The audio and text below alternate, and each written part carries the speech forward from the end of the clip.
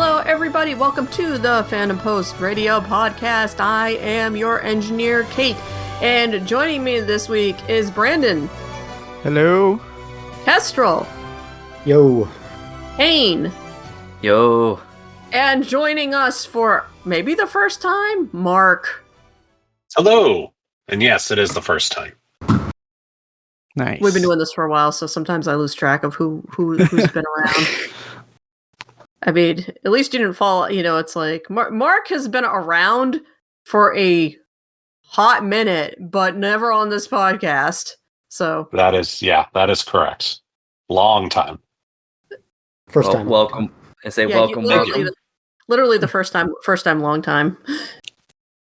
Yes. Dude, I hope you're ready to hear me just be ignorant as shit for the next hour and a half. Well, I mean, that's what I'm here for, so sure. Absolutely.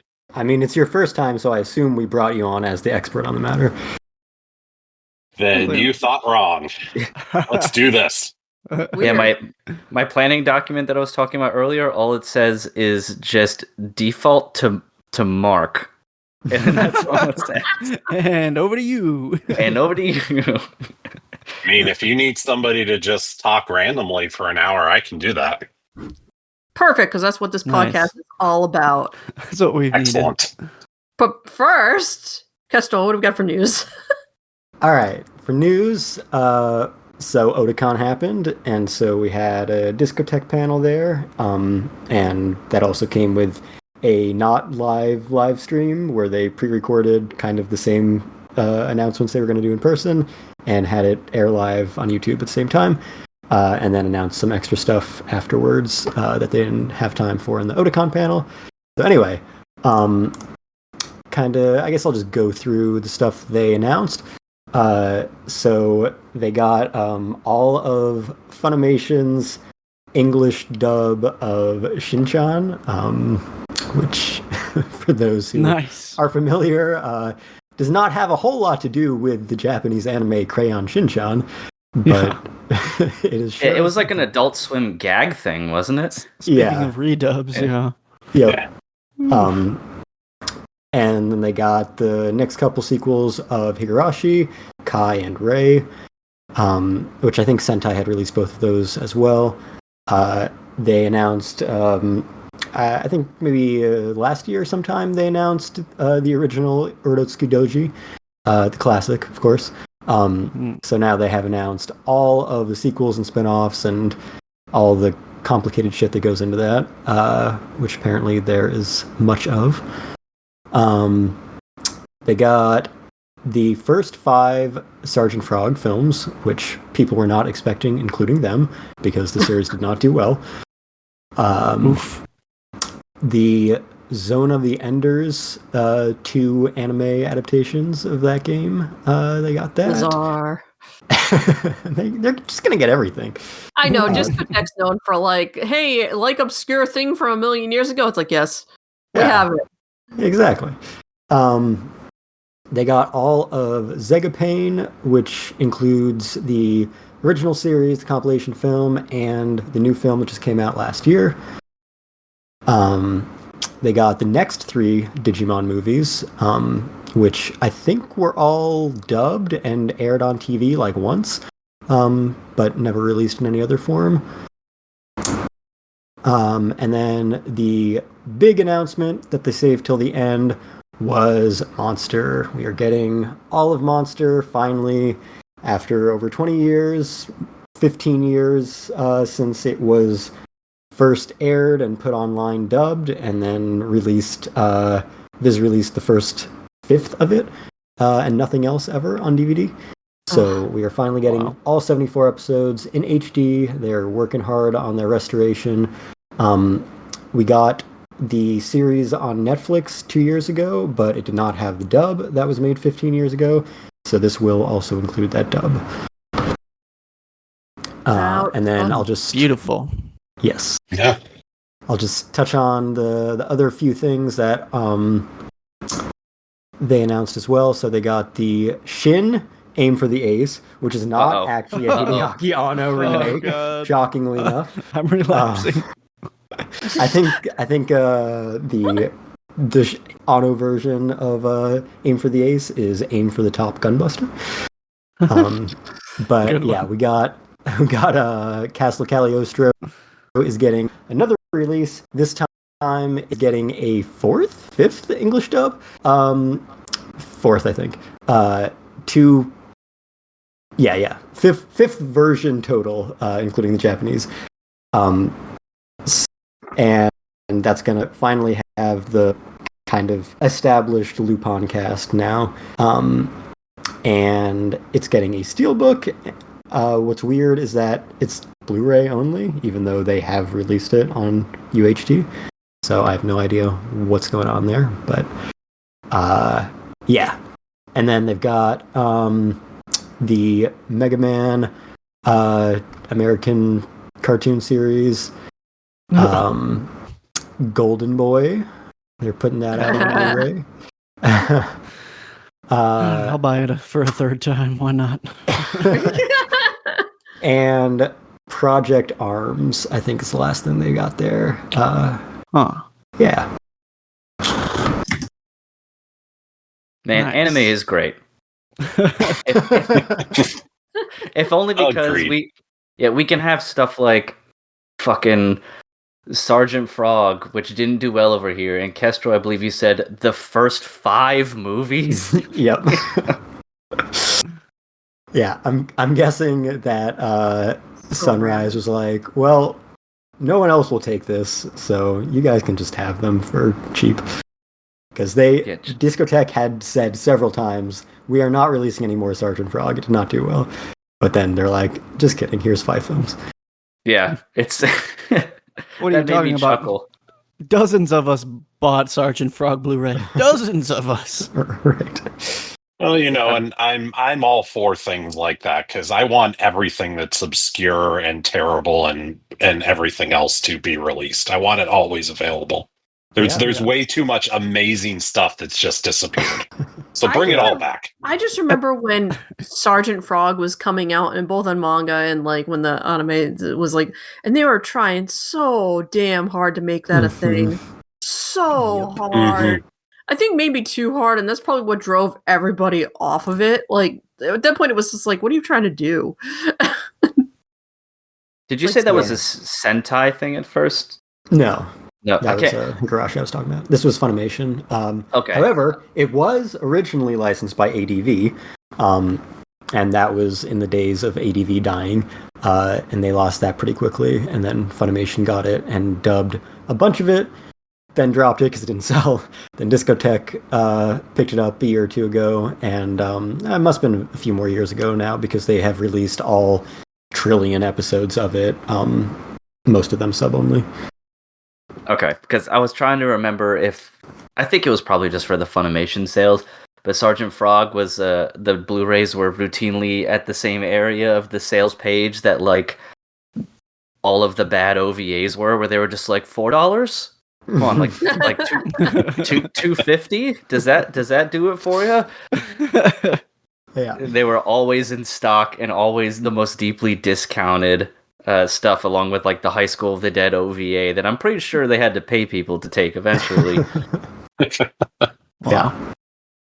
Yeah, I like how Discotek is just turning into like Vinegar Syndrome for anime. 100%, yeah.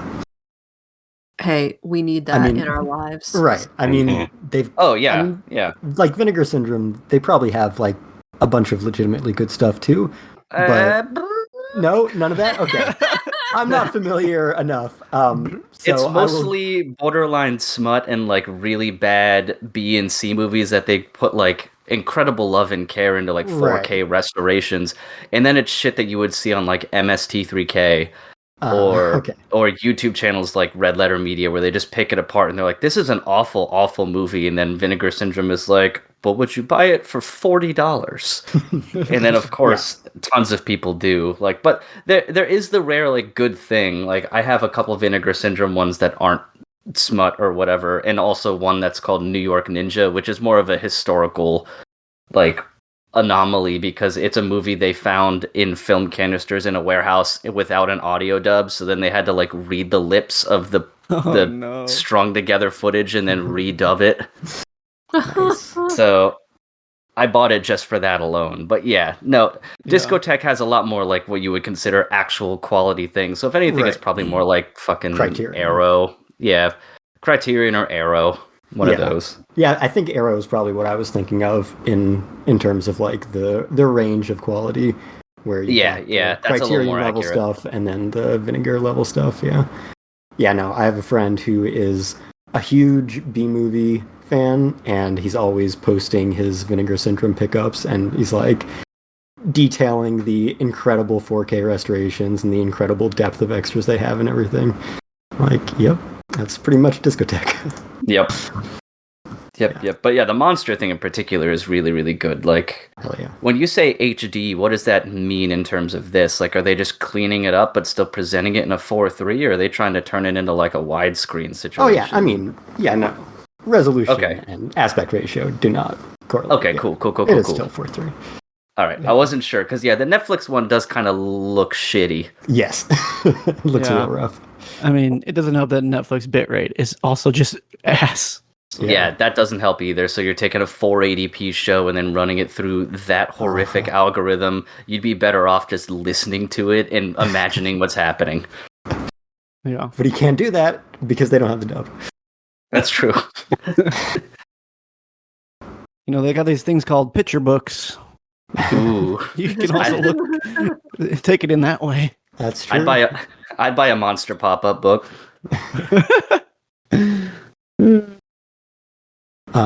Yeah, any other comments on any of Discotech's announcements?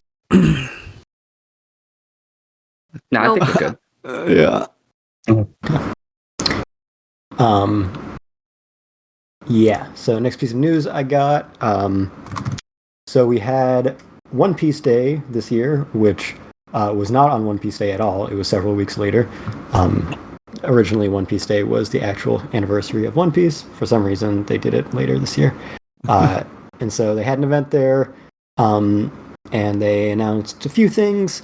No update on the One Piece, so maybe we'll hear something from Jump Festa at the end of the year. But what we did get was, we got a Season 2 trailer for Opla live-action series, and a confirmation that there will be a Season 3, which we all kind of assumed. But the one kind of real announcement was there will be a new anime adaptation of the One Piece Heroines novel series, which are spin-offs about female characters from the series. And I don't expect anything in particular from them, because they could be anything, but the last time they got an anime adaptation of one of those spin-off novels was One Piece Fan Letter, which was the best One Piece anime ever. So here's hoping that they let a creator just kind of go all out with this like they did with that, but we'll see. Yeah, I mean, at this point, I think it's it'd be more surprising if like a bad piece of like One Piece side media came out. So I'm looking forward to it. Yeah, the director of this one has been announced. It's another woman, which is good for a series about only women characters. But not a ton of big directorial credits I see. Granted, it's not like Ishitani had directed any like full series, but everyone knew her because she had directed, all the best episodes of every Toei series. The only other thing that this director has really taken on, other than like a few episodes of Toei series, is the other One Piece anime spinoff that aired this year, which was One Piece in Love, which I knew existed, but I don't know that anyone actually watched it. No. So, we'll see. Next piece of news, we got some announcements for G-Kids stuff being added to HBO Max, formerly known as Max, formerly known as HBO Max. Oh my god. So, those include Children Who Chase Lost Voices from Makoto Shinkai, Fireworks from Akiyuki Shinbo, Fortune Favors Lady Nikuko, Ghost Cat Anzu, Lonely Castle in the Mirror, Love and Pop live action from Hideaki Anno. I'm sure we'll get Shin Love and Pop before too long. Good. I'm not watching the first one. Yeah, absolutely not. Plays Promise in Our Early Days from Makoto Shinkai. Your Name from Makoto Shinkai. And all the newish ones are in 4K as well. We're getting Angel's Egg from Momoshi, which they are also releasing in theaters sometime later this year, I believe. That'll be its first time streaming in North America, and will also be in 4K. Liz and the Bluebird from Naoko Yamada. Blue Over the Wall from Masaki Yuasa. Millennium Actress from Satoshi Kon. Mind Game from Masaki Yuasa. Perfect Blue from Satoshi Kon. Shin Godzilla, the proper Shin, from Hideaki Anno. Summer Wars from Mamoru Hosoda. Boy and the Beast, which I just watched again last night in theaters from Mamoru Hosoda. Colors Within from Naoko Yamada. The Girl Who Leapt Through Time from Mamoru Hosoda. And Wolf Children from Mamoru Hosoda. All Pretty bangers, nice haul. wow. Yeah, there's some great stuff in there. Mm-hmm. I think Shin Godzilla is also coming back to theaters. Yes, it might be in theaters right now. I know it was this past week.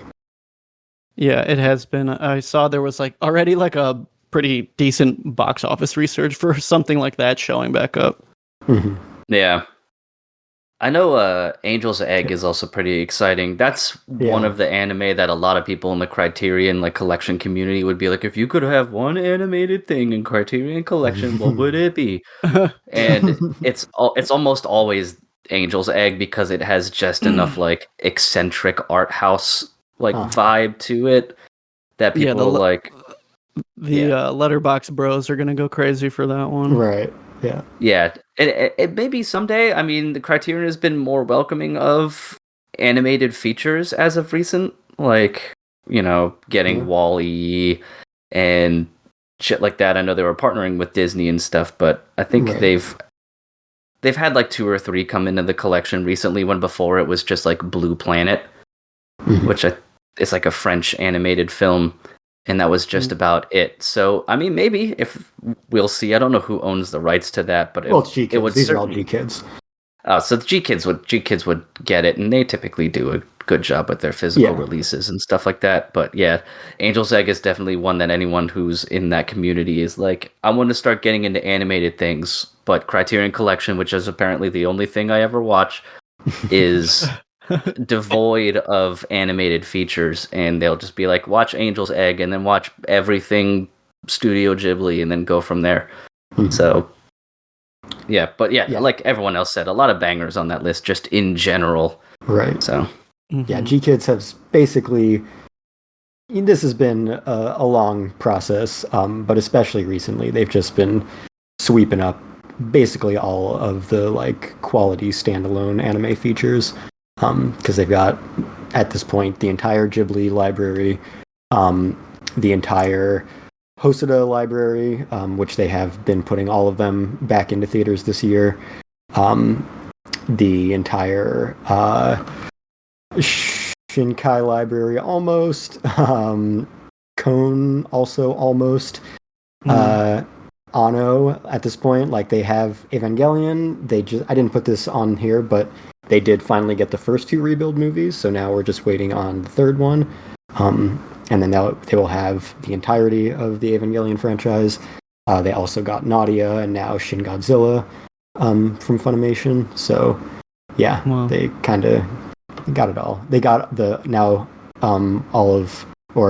most of Naoko Yamada's standalone and somewhat not standalone stuff. And Angel's Egg, which has been a huge white whale for decades that no one has been able to get. And they'll be bringing that out soon. Nice. Oh yeah, and Love and Pop for Hano as well, since they'll do anime, anything, and then anything Ano ever touched, even if it's live action. I was going to say, we'd be remiss to find out that he's also on the G-Kids board. I wouldn't be surprised. I mean, he did Shin Godzilla, and Toho now owns G-Kids, so it's possible. Yeah. And that probably also helps a lot of these acquisitions, is that Toho obviously, Shin Godzilla was probably not too hard for them to get now that they're owned by Toho, but Toho has also been getting very into anime production in Japan. And so a lot of these films are also under that umbrella, like a lot of the Shinkai films, for example. So, yeah. Next thing I have here is we got some Gintama news, which I was going to have as a segue into our main topic, but then Kate just added something that was announced today. But anyway, for Gintama news... God damn it, Kate. No, I figured when that was announced today, we should probably talk about it. But anyway, for Gintama, so as we will talk about, it is one of the many big, long-running Weekly Shonen Jump series that wrapped up in the past few years. It's actually been over for about 6 years now, and actually left the weekly magazine a little bit before that and finished its run in a couple other publications.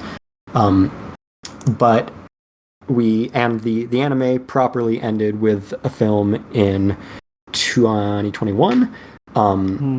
We are getting a spin-off anime this fall, which they premiered at AX this year. That's a spin-off of, I think, a novel spin-off that the creator was not involved in. But they've also had little vignettes of it as like omake at the end of anime episodes throughout the years. So we're getting that in fall, but then the announcement we just got is that we are getting another movie for Gintama. And they're doing kind of everything that you can do for a Jump spin-off movie. They did, the first one was a compilation movie, straight compilation, some new scenes, I think. Second one was completely original story, spin-off. You can kind of insert it in between seasons, but doesn't affect the status quo. Third one was, we're actually adapting an arc from the manga, in this case, the end of it, which has become, a popular trend since, I guess Demon Slayer was only a year before it, so wasn't exactly following the trend, but this one is a remake of an arc that was already adapted into the anime. So this is the Yoshiwara in Flames arc, which I believe was originally adapted in the first season, 200 episodes. But it was before they really got the success that allowed them to have great production values. So this is going to be completely reanimated. And yeah, the trailer's out. Looks pretty good. I think, and of course, we have a comment from Gintama creator Hideaki Sorachi. So, it says, thanks to everyone's support. Ginpachi Sensei is being adapted into anime, and once again, a new Gintama movie is in the works. Thank you. It has been 6 years since the manga ended, yet the series continues to be exploited as a tool for greedy adults' popcorn money. Watching it squeezed until it loses all flavor, I still find myself thinking it's a writer's dream while looking at my bank book. I love Sriracha. Then he makes some comments about lead Seiyu Sugita and his lower body issues. I'll just read the whole thing. The rest of it isn't as good, but it says Gintama is rare in that its anime, novels, movies, and live action all managed, well, at least to look like they managed to succeed, pulling off a kind of last-minute escape. But at this pace, we won't be able to stop it until it eventually crashes and burns. So perhaps letting it end with a glorious explosion, maybe triggered by Sugita's lower body issues, would be a fitting Gintama-style exit. Please continue to look forward to Ginpachi Sensei, the movie, and also Tomokazu Sugita's future endeavors. Wow. Yeah. I need Sriracha to come back to Jump. We need a new series, bro. He's too funny. So I think we have to call it now. I know it is basically Shin Gintama. They're just like redoing it, but there has to be some original content. I feel like they have to make like a Demon Slayer reference or something. I feel like we have to see something like that from scratch. And the anime has always added in new material where it's appropriate. So yeah, I think it'll totally be like a different experience, and they'll add relevant stuff. Yeah. That's exciting. had no expectations of something like this happening. So yeah, me neither. At first, I thought it was just going to be another compilation movie like the first one.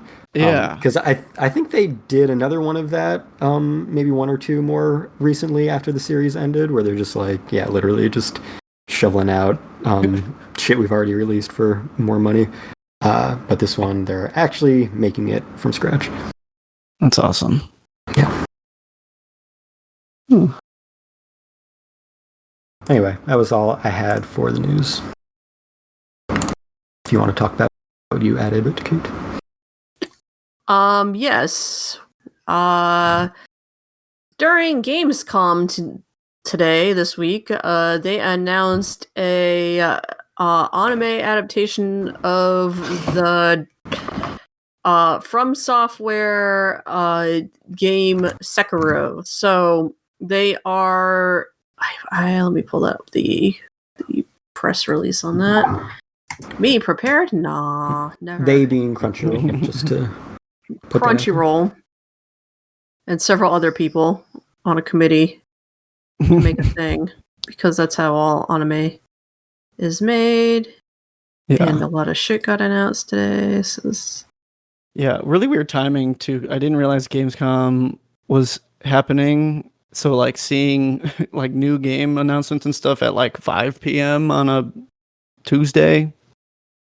Yeah, like the presser was going on at like 1:30, like Eastern or something, and I was like, oh yeah, I forgot this is a thing that happens, because it's Gamescom and people don't usually hold, the biggest news for Gamescom. Yeah. Yeah, let's see. Katakawa Corporation, Crunchyroll, Kazil.Allah, and Arch. I don't know who two of those people are. Katakawa owns FromSoft, so that's duh. Yeah. And although they're also partly owned by Sony, who owns Crunchyroll. Yes. Yeah. And yep. We'll stream exclusively on Crunchyroll worldwide, except for Japan, Korea, China, Russia, and Belarus. Let's see. I don't know how to feel just yet about it, because it's like, who is making this? But I mean, it's exciting to finally see From Software getting something animated, and I think Sekiro was like the obvious choice of a series to do that with. It's safe. It's probably the From game that has the most narrative in structural linear order, so that makes sense that this is probably the only thing you could easily adapt without going. And it's the most Japanese too. So yes, and it is that. The trailer looks nice. Yeah, this studio has animated almost nothing. Yeah. I didn't have time to look up who these. I was a little worried that it stunk of like Crunchyroll original, but we'll see. Fingers crossed. It looks a little bit better than most of the stuff. Marginally better than X-Arm. Oof. That doesn't take too much. The director is Kenichi Kutsuna. Let me see here. Who has done things? Yeah, it doesn't look like any lead directorial credits yet. This is going to be the breakout smash hit then. You never know. I mean, to be fair, we have been having a lot of people who have been like second, third string working on some series that have looked really quite nice lately. So, certainly possible. I mean, he's and like things.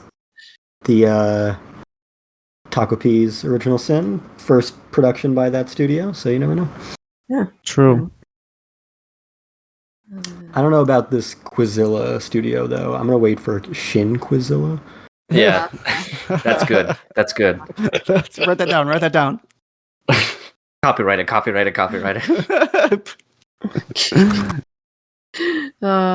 Yeah, it looks like the director was a key animator on a lot of things, so like that. Storyboards, key animator, yeah. Anyway, suffice to say, we'll see how that turns out. I never beat that game. I need to play it. I watched a speed run during Summer Games Done Quick, and I was disgusted because they reached the part where I stopped in about 10 minutes, and I was like, yeah. You kind of have to let that go if you're going to watch Games Done Quick. Right. I know. It was like I was like, and they were only doing the bosses that gave them power ups, and they were skipping a lot of the other things and cutting through, around cliff edges and the usual speed running bullshit. But still, the boss that gave me so much trouble, they just kind of pinned him against a wall and killed him in about 2 seconds using like a big, I'm like, oh, this is just bullshit. And then I was just mad at myself, and then so it is very disheartening. The really fun thing is that then you're like, you get inspired to go back to the game and you're going, oh, I can do this. And then you try it and it's like, oh, no, actually, I can't do this. It's great. It's like, I am 44 years old. I don't have the twitch reflexes to do that shit anymore. Not 13 anymore. So that was my one piece of news for this episode. My one contribution. Thank you very much. It was it reminded me that I do need to play that game because that's a parry-based game, I think, as opposed to dodge, which I don't particularly enjoy. But I do like parry as a mechanic a lot, so I feel like this game would be more up my alley. I just haven't gotten around to it. There's just so many. I'd say it's the parry game. I think most games that have a parry now probably owe it to Sekiro. Yeah, that's what I hear. So I'll have to scoop up a copy on one of these sales sometime and get to it. But both that and Bloodborne were pretty parry heavy games. Mm-hmm. I was bad at both of them. Better at FromSoft's other games. Take myself up. All right. Well, I think it's time we can jump into what. Oh man. Yeah, right off the cuff with that, baby. Into the main subject matter of the podcast for this week, and what we have a full house here for, and we're gonna talk a little bit about the future, but also a little bit about the past and the present of one weekly Shonen Jump magazine, and. I think we're going to have a lot of interesting things to talk about here, especially once we get to the kind of future plans and what are some of the big series that are trying to establish a market hold, and maybe some other things that the more learned folks on this podcast will be able to shed some light on.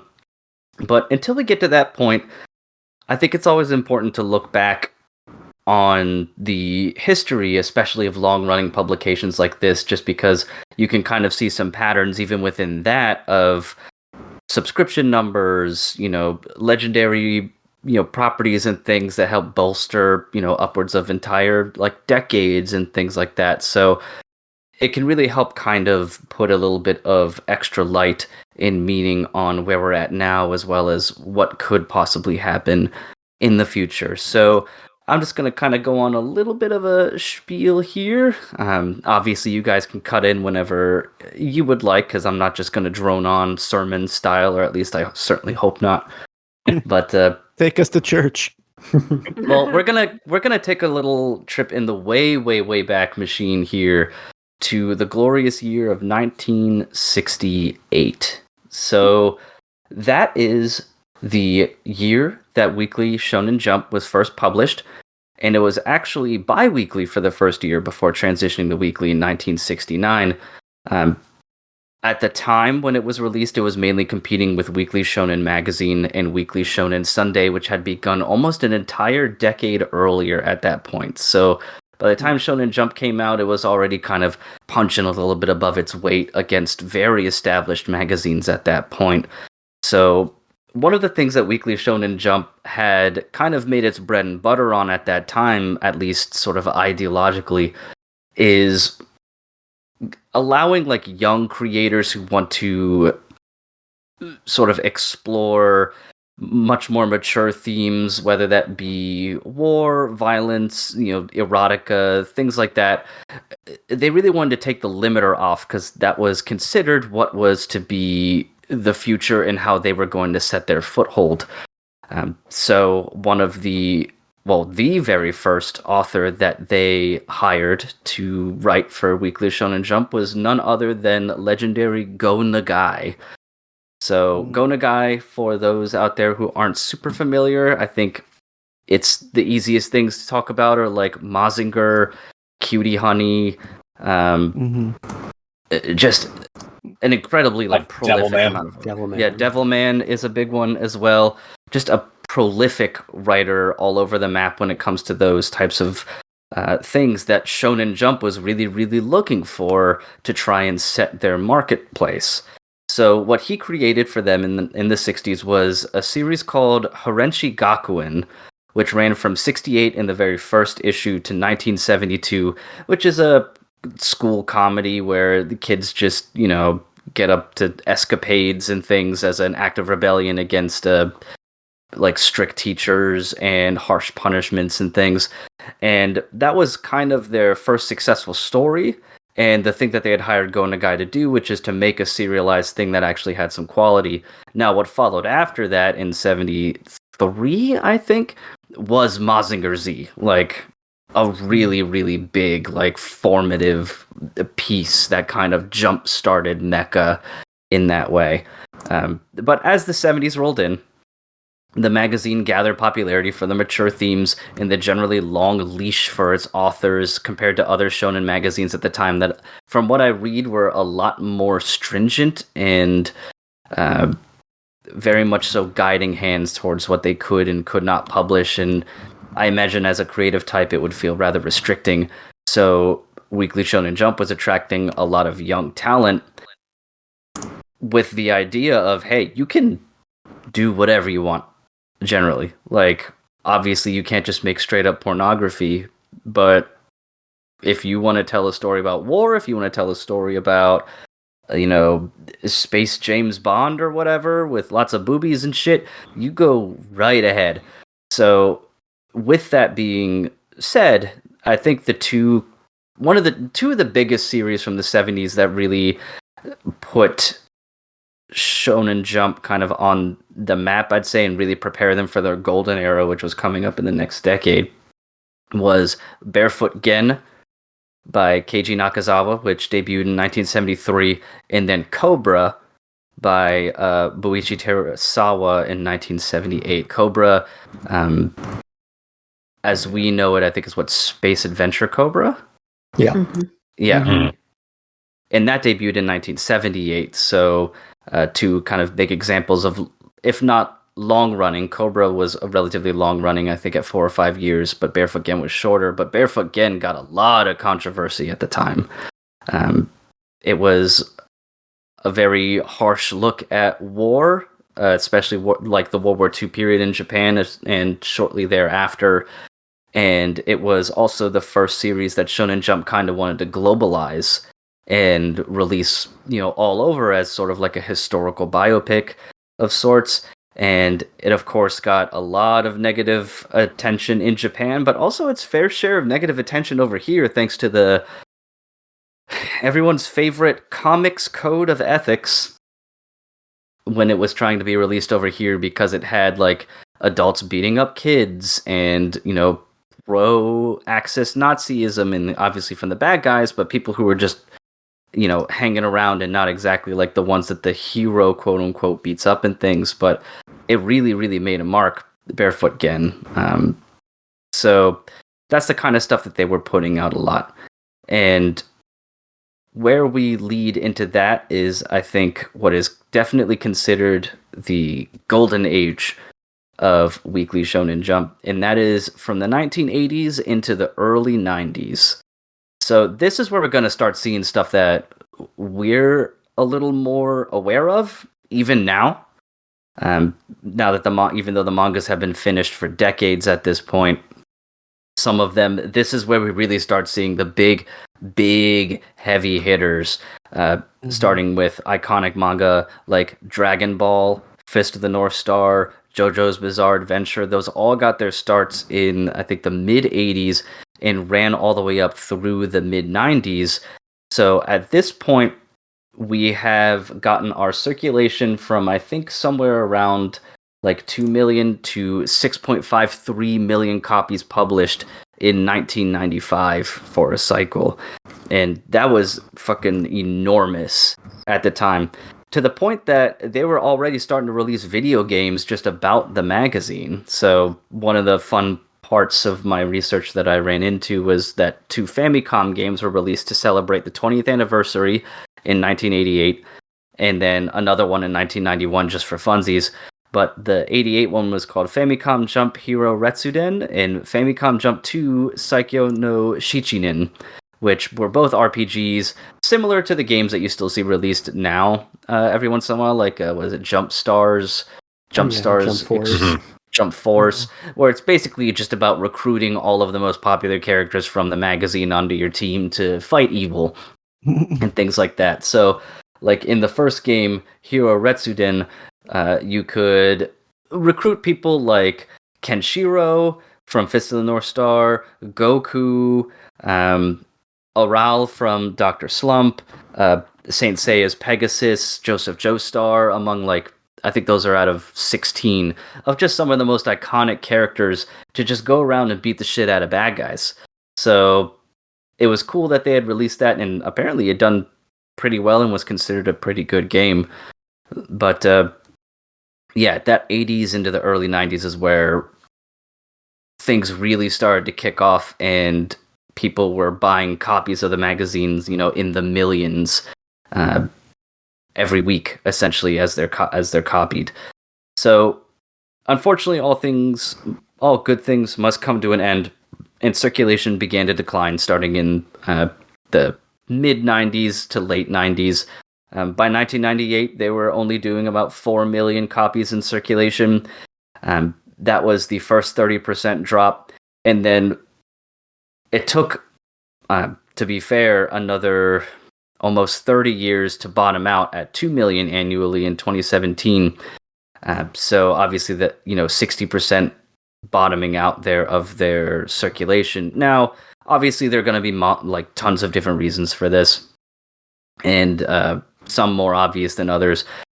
But the two that I think are the easiest to point out without getting too in the weeds until, you know, maybe you guys can talk about it a little bit more, is first off, you know, we have starting in the mid 90s, the big feature magazine, like not magazines, but stories were finishing up. So you had Yu Yu Hakusho finishing in 94, Dragon Ball 95, Slam Dunk 1996. I think a version of JoJo's had ended at that time, though it started back up shortly thereafter. And I just don't think at that time there was really anything to take the place of these really big ones. So One Piece had just begun in 1997, and Hunter x Hunter in 1998, and Yu-Gi-Oh! In 1996. So those are 3 like big properties, but I don't really know for sure. Now, maybe I could look at that cool ranking page that I saw, but if those are really that popular at that point to carry the magazine, because it's just like, imagine what it was like in the 80s and 90s, and you just grabbed a random thing of Shonen Jump, and you're just like, I gotta get my Yu Yu Hakusho, my Dragon Ball, my Slam Dunk, my JoJo's Bizarre Adventure, all that stuff at once. Those are some big-ass shoes to fill. So, you know, obviously there's going to be a drop. And then there's the transition to digital, is the second one that I think is big too. And that was in 2014. So we were well into the decline of the magazine as a physical property at this point. But in 2014, they started the Shonen Jump Plus app.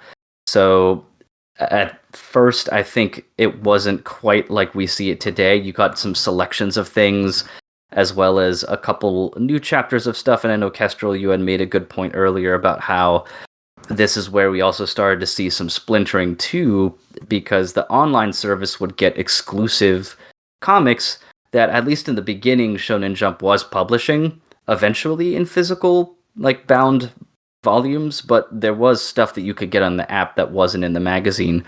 And in the first 5 years of that app, it had been downloaded over 13 million times, with somewhere around 2.5 million active users at any given time. So obviously those are two big reasons why. Like, if you can get it digitally why would you keep buying it physically unless you were a collector? That's a lot of space. That's a lot of paper. That's, it's also more expensive, probably, considering I bet the app was cheaper if it's anything like it is over here. So that kind of brings us up to modern as far as I wanted to go for Weekly Shonen Jump, but I did want to touch briefly in this 2000s period because this is also when we saw our version of Shonen Jump come over here in 2002, though the first issue is marked 2003. So we got the first issue of our Shonen Jump, which was run by Viz and published monthly until March 2012. So the first issue had the first official translations of One Piece in Sandland, Naruto, Yu-Gi-Oh! Hakusho, and Yu-Gi-Oh!, as well as DBZ, though it wasn't the first time you could get that over here, I believe. But Goku is on the cover going Super Saiyan. It looks pretty badass. So that sold over 300,000 copies, and I think won an award for like Best Comic Product of the Year, and really started off that era strong. Monthly numbers remained strong for a long time. They sat at anywhere between 200 and like 250,000 issues per month, mainly from subscriptions and things rather than individual purchases. But that's really not bad considering what the market was like at the time. And then by the time they had done that last issue, Viz was already looking into its own digital distribution efforts and stuff as well. So I think they didn't do anything until 2018. Yeah, Shonen Jump Plus started, or Shonen Jump Alpha started right when the magazine concluded in 2012. Okay, so they jumped right from one into the other, essentially. Okay, cool. Yeah. So, yeah, we have a good decade of the Shonen Jump magazine. I'm sure everyone remembers that from like their local book fair in school who was in school during that time. Every volume of it on my shelf. I just turned to dust over here. Just want to let you know that. Why? Because we were getting it from book fairs? Yeah. At school? Yeah. Yeah, what year did that start again? Started 2002, though the first volume was labeled as January 2023. Yeah, Not 2020, 2003. I was in college. I had a subscription to that nonsense right away. Yeah, I got the first year from like book orders and book fairs, and then I subscribed. I was first time subscribed for the first couple of years. I wasn't. What do I want to say? The stuff that they were publishing in there wasn't high on my list of stuff to get, but it was just like, this is really cool. I need to get this. So. Yeah, I think the thing that surprised me the most when I was looking into this stuff was, despite being in print for 10 years, it only actually published 1, 2, 3, 4, 5, 6, 7, 8, 9, 10. I think about 18 to 20 stories because they picked all the big, like, long-running heavy hitters. So it's just, you don't often see that where it's like, yep, we published this magazine for 10 years and we accomplished 18 things. Yeah. And four of them didn't finish. 4 or 5 of them didn't finish, including, of course, One Piece and Bleach. Man, I can't believe they didn't finish One Piece. Come on. You stepped on my joke. How dare you? That reminds me of the major problem that the English edition of Shonen Jump had was that it wasn't weekly. Therefore, they had to publish multiple chapters at a time of some of these stories, so that it had less stories that they were translating per issue, so that they could put more stories out. And it was lagging behind so badly. I mean, it was another thing that kind of led to like One Piece just not fucking taking off over here is the slow pace of release, because they wouldn't put out things until they were in Shonen Jump and been translated. So, well, okay, so of course they went with the greatest hits, which there was the first generation of that, as Kane mentioned, from the 80s to 90s, and then what specifically American millennials call the big three, which is not that much of a concept in Japan. But One Piece and Naruto were huge in Japan. Naruto and Bleach were huge in America for the aughts.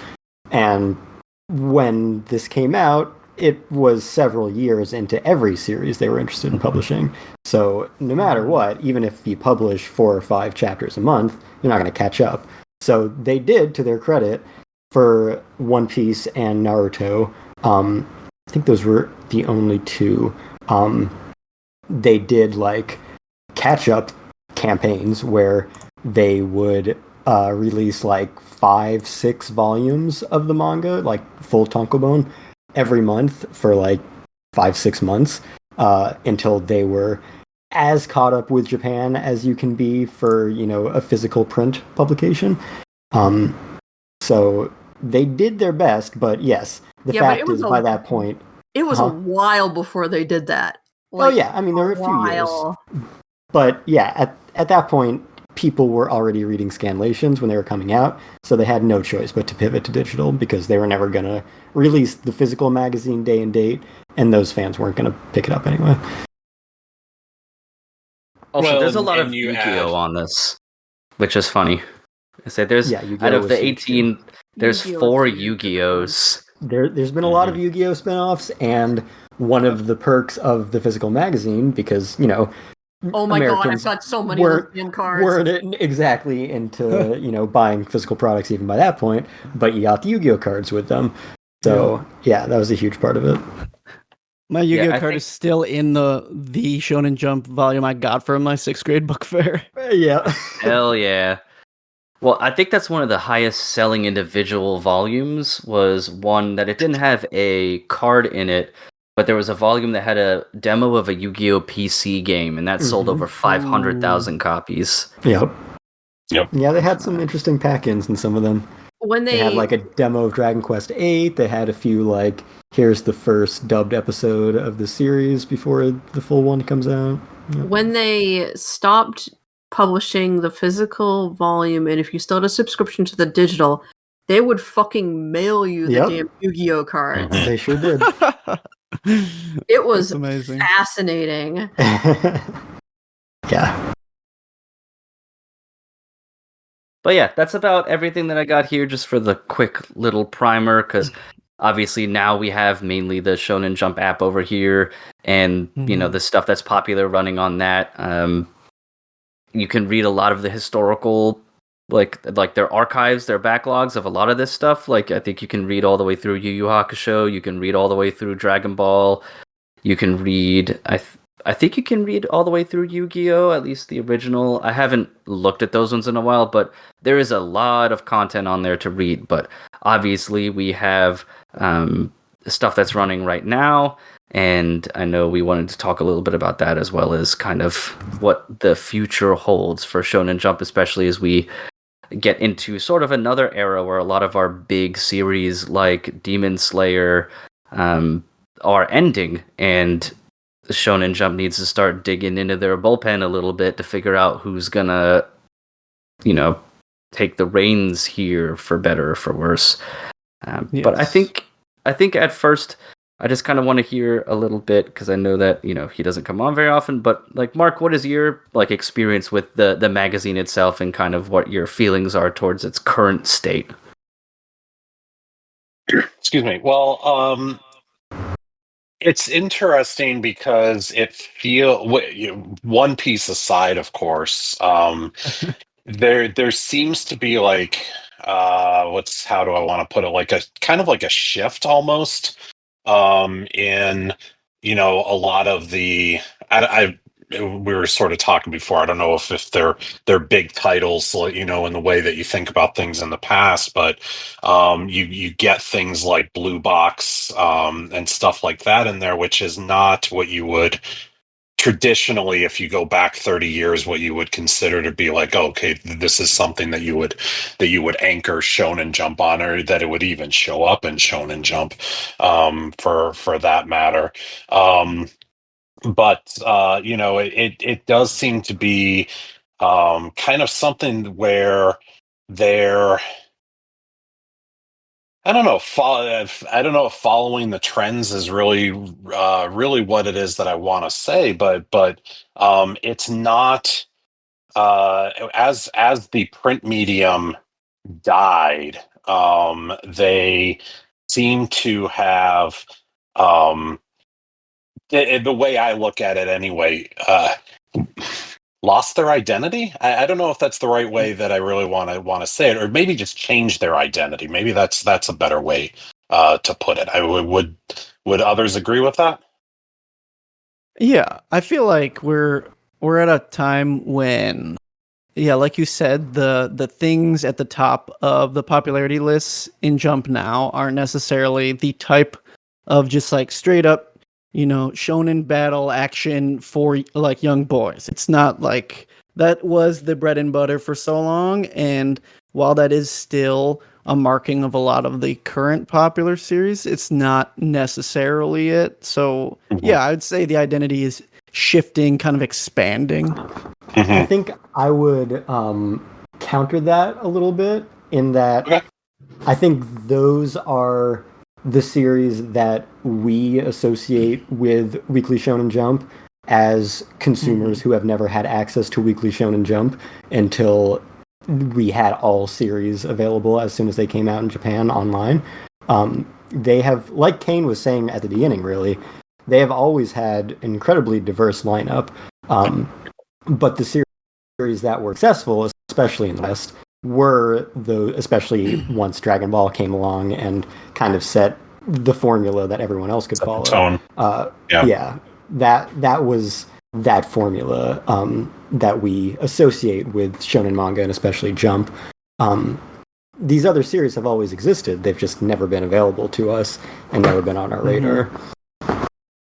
And now, as both of you have mentioned, there are fewer of the really popular, like, traditional shonen action series that we would normally think of. And so I think if it was still at the time that we only got the biggest hits that would appeal the most to Westerners, we would not be aware of nearly anything currently published in Jump. Right. They're all waiting for One Piece to end so that they can step in and yeah. But no, I mean that's a really fair point. That was, as I said, like, I subscribed to our version of Shonen Jump when it first came out, despite the fact that things like Dragon Ball, Naruto, that sort of stuff never really held a great appeal to me. But I came from the era of, well, if it's here, I gotta read it. I don't care what it is, because we're only getting one of every 30 things that come out, right. And things like that. But now we've got obviously the apps, and of course Manga Plus is our version of Shonen Jump Plus. So we're getting things like Dan to Dan and that stuff as well. So great time to be following it. But yeah, it is sort of from our perspective anyway, such a more, feels like a more diverse time. But no, I'd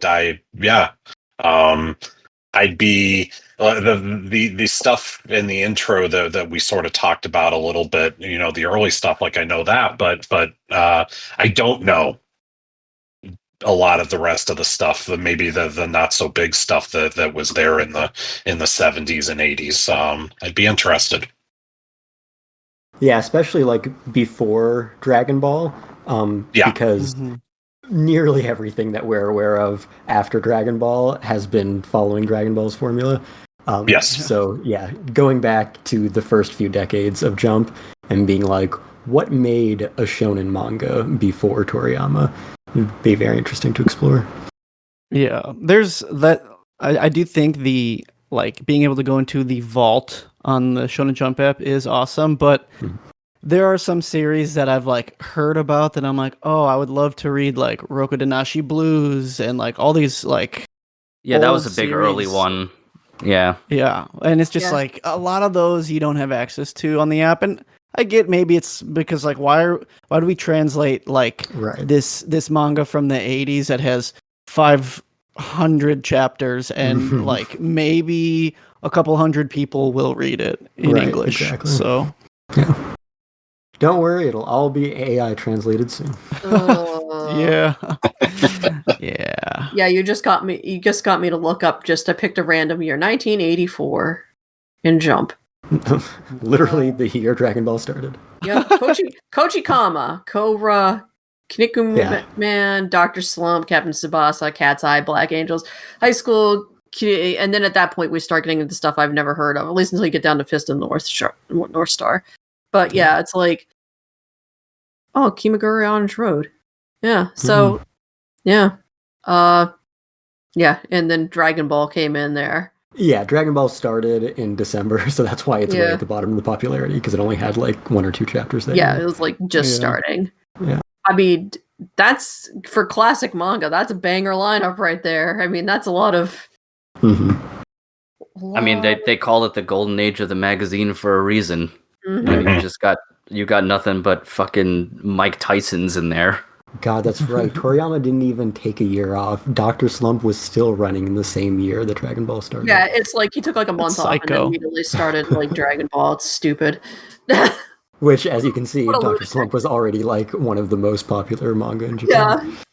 It's like, oh, you finished number 4 this year.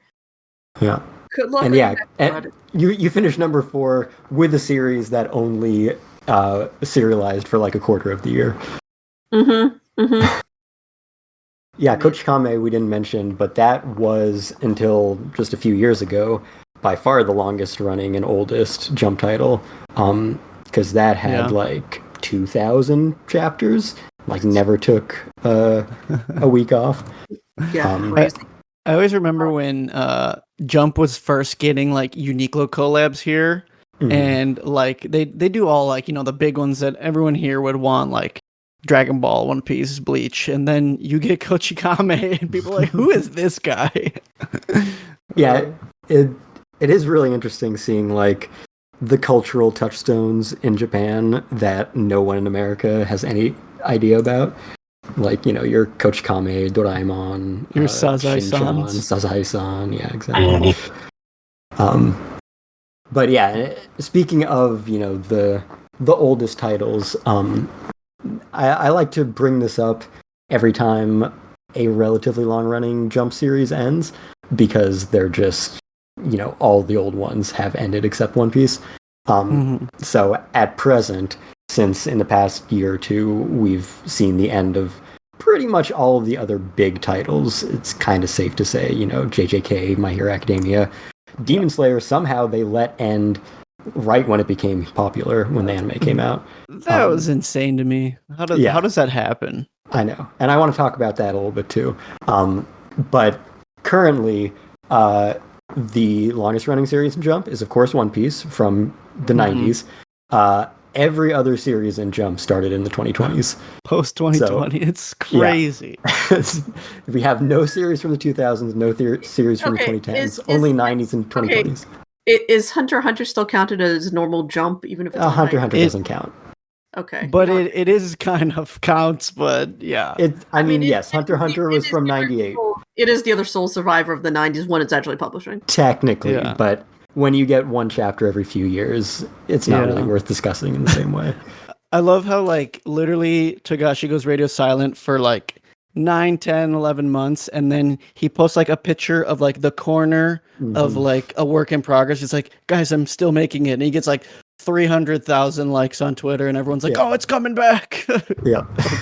Dude, just get some assistance to draw it for you, man. Jesus Christ. Yeah. But stop torturing yourself. After One Piece, not counting Hunter x Hunter, the longest running, or the oldest current Jump series is Me and Roboco. Me and Roboco. Which is especially hilarious, not only because it's an absurd gag manga, but because it's specifically an absurd gag manga built on parodying Jump, and it's now the second oldest Jump series. Yeah. And then after eventually it's got to start parodying itself. Right, exactly, yeah. But yeah, every single volume cover is like a redone cover of a Jump series. Which I do love, yeah. Yeah. And well, that's the thing too, is like you said, Sakamoto Days and Roboco, like late 2020 is like the last time like a series has been running that long. And Sakamoto Days, from what people are saying, is like coming to an end soon too. So, okay. Yeah. And that has, that looked like one of the potential next big hits. Anime didn't look great, so Nope. I don't think it quite took off like they were hoping it would. I mean, I'm sure they knew, looking at it, that it was not going to be Demon Slayer or JJK, because a huge part of the popularity of that is just how gorgeous they are. Yeah. It's funny too, because like I recently tried catching back up with Sakamoto Days anime, and it took them like 16 to 17 episodes to like finally get one that looked pretty good. And I was like, okay, we're starting to cook a little late, but yeah, I also so I started using the current Shonen Jump app like right around 2020. So like I hopped on Sakamoto Days and like Witch Watch, Me and Roboco, like a lot of the and like Akane Banashi, Ruru Dragon, like right when they first started coming out. And it's funny because I dropped Roboco like maybe 200 chapters in. I was just like reading it to read it. I was like, there's no other like gag manga that are really like doing it in Shonen Jump right now, and I needed to like diversify it a bit, but 200 weeks of surely the plot's coming this week. No, exactly.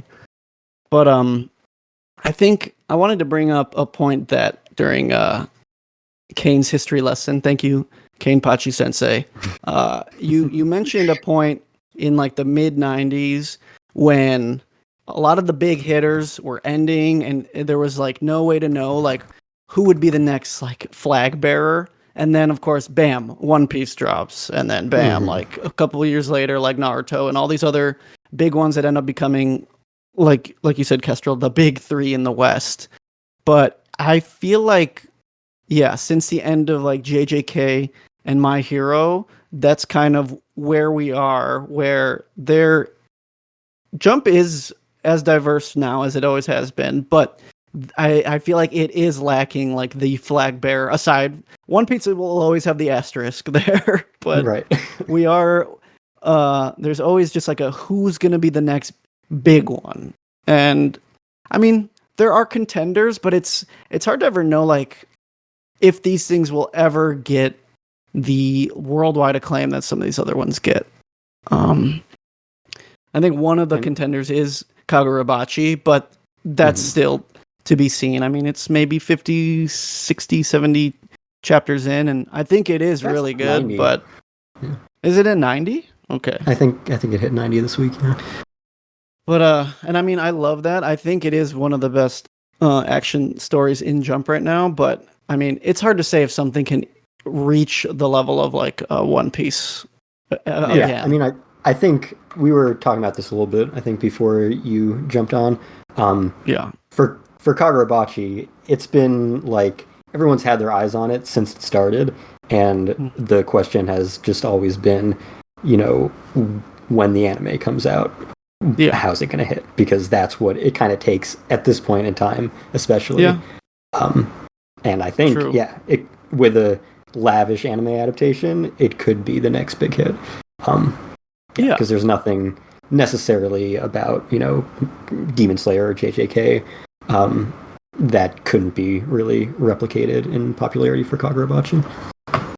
Yeah, I think what puts magazines like Shonen Jump and a lot of these manga magazines that is unfortunately unique is, One Piece started in 1997, which isn't that long after like Slam Dunk ended in 96.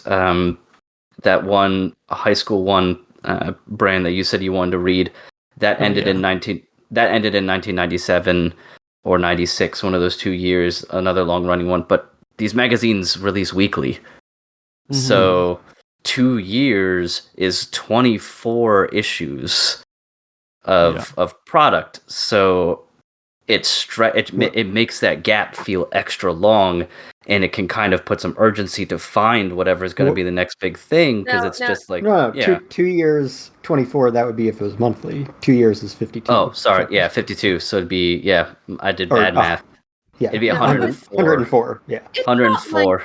It's not like everything was derelict and a wasteland. I mean, It's so funny looking at it now because JoJo's Bizarre Adventure was carrying so much water for the magazine for so long. Well deserved, to be fair. Well deserved.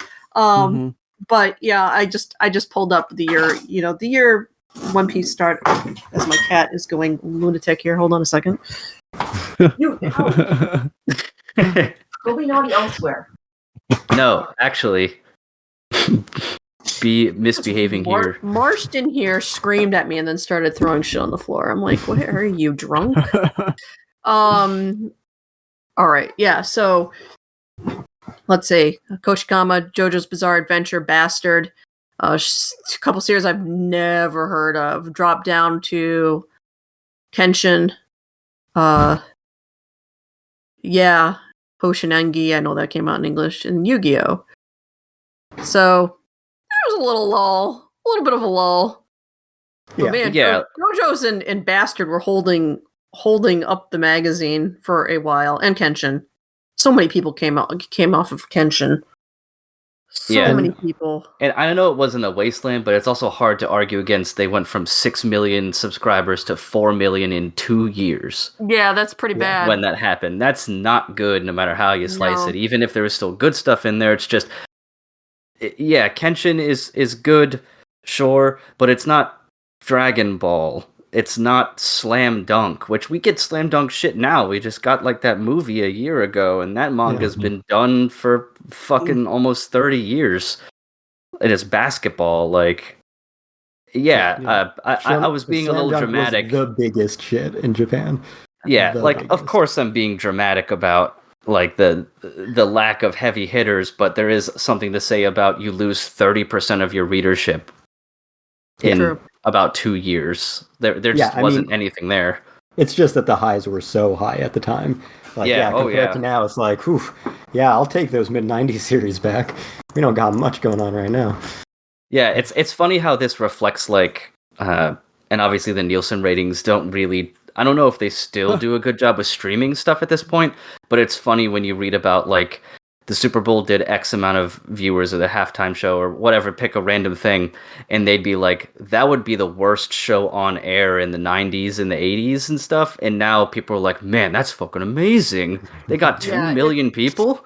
It's the whole dilution of the market because there's so many different things out there that you can be this streaming service, broadcast and cable, and you add all that together, and the piece of this pie for everybody is so much smaller.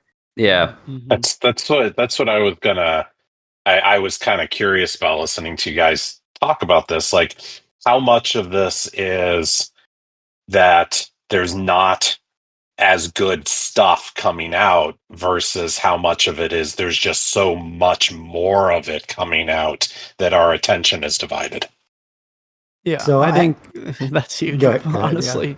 I'm just gonna say, like, just personally, having way more hobbies than I should, I'm following like between 12 to 15 weekly Shonen Jump manga, and for me, it's taxing to keep up weekly because I'm also, I love video games. I'm keeping up with like music releases, trying to see movies when they come out. Like there is too much stuff. We are very oversaturated in all media forms. And I feel, like because of that, we're being encouraged not to really engage with things. Right. Like, and granted, some of it is getting older and, I don't have the patience for as much stuff, but I'm also consuming a lot more, because of the apps and because of the access to stuff like that, stuff I read 20 years ago is very vivid. Like I can recall it because it was like, hey, I read 3 things this year. I mean, I read, whatever. Whereas now it's like I'm reading 20 things at any given moment. Like I can't keep straight what I read yesterday. So that's so true. And I think part of that also influences how quick we are to judge things.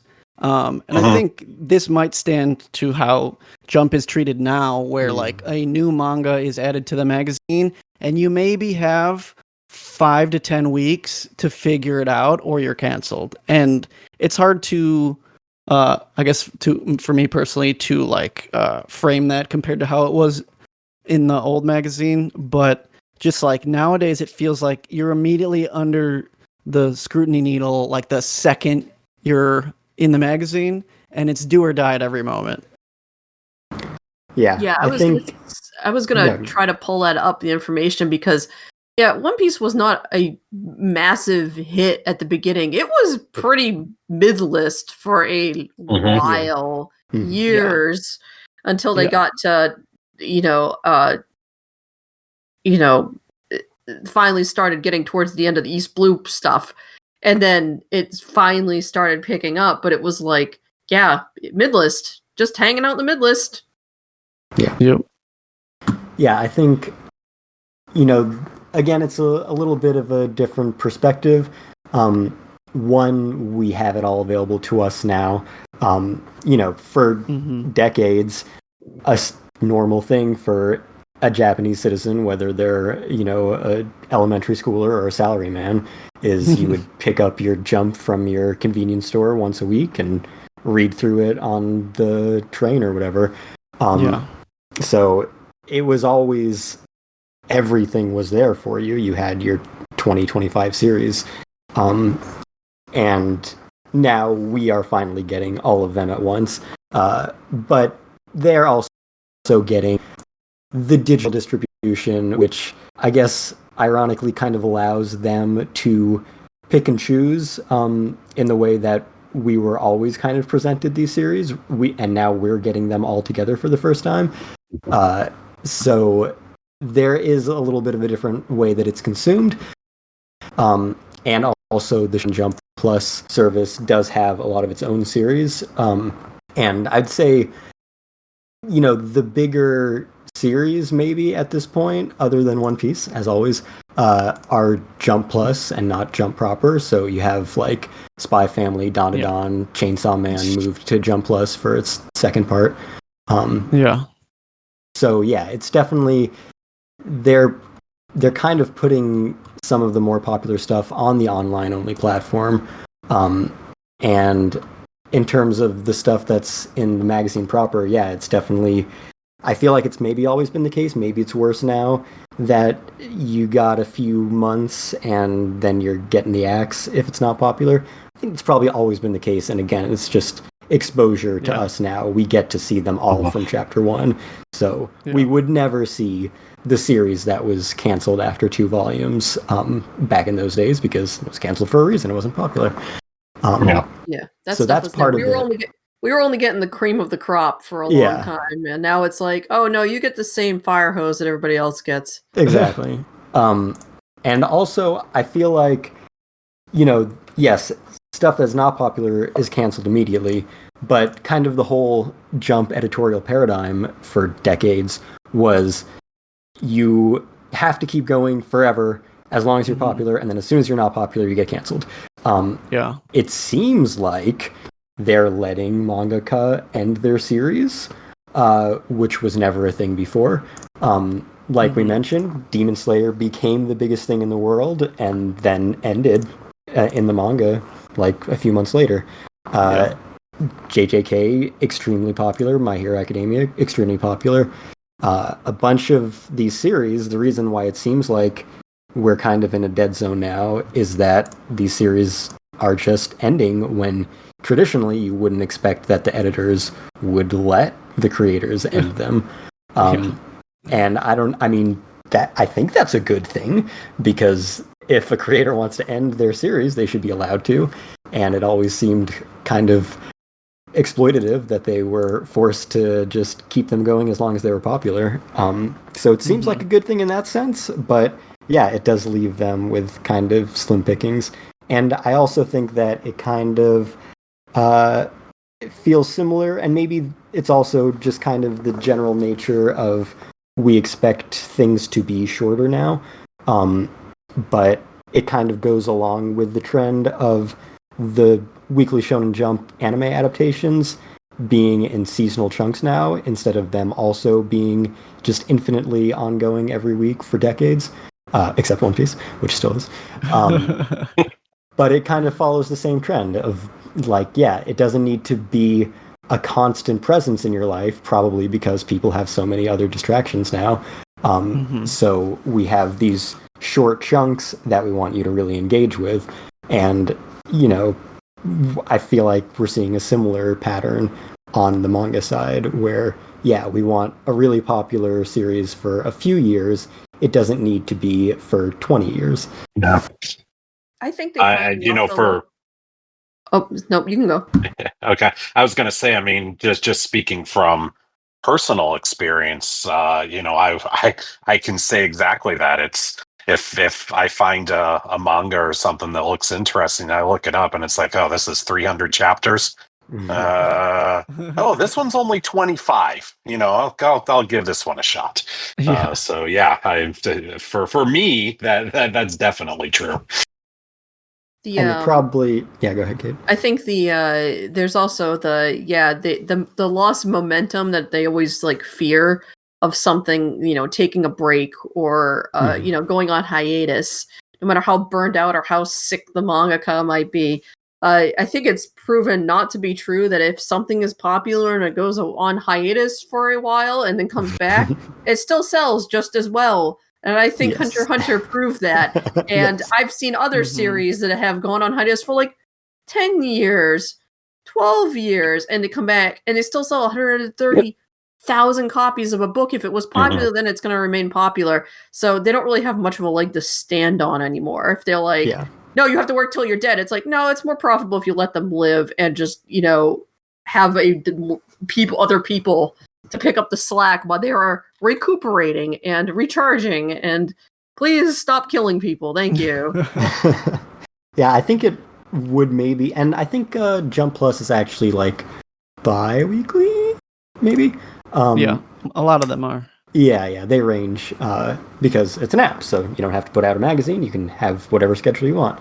I think that's good in a lot of ways. So it makes sense that a lot of their new hit series, not that they necessarily know they'll be hits from the beginning, are on the online platform because, one, the creators get to take a little bit more time in putting them out, and two, that's kind of where the eyeballs, certainly the young eyeballs that they've always been trying to reach, are going to be, is on, online platforms, apps on your phone.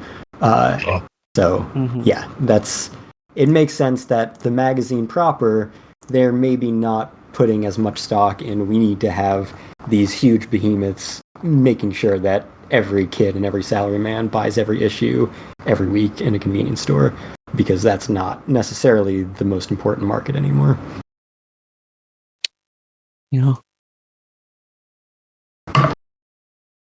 I mean, Manga Plus gets my $2 every month whether I open it or not, so $2 well spent. That's right.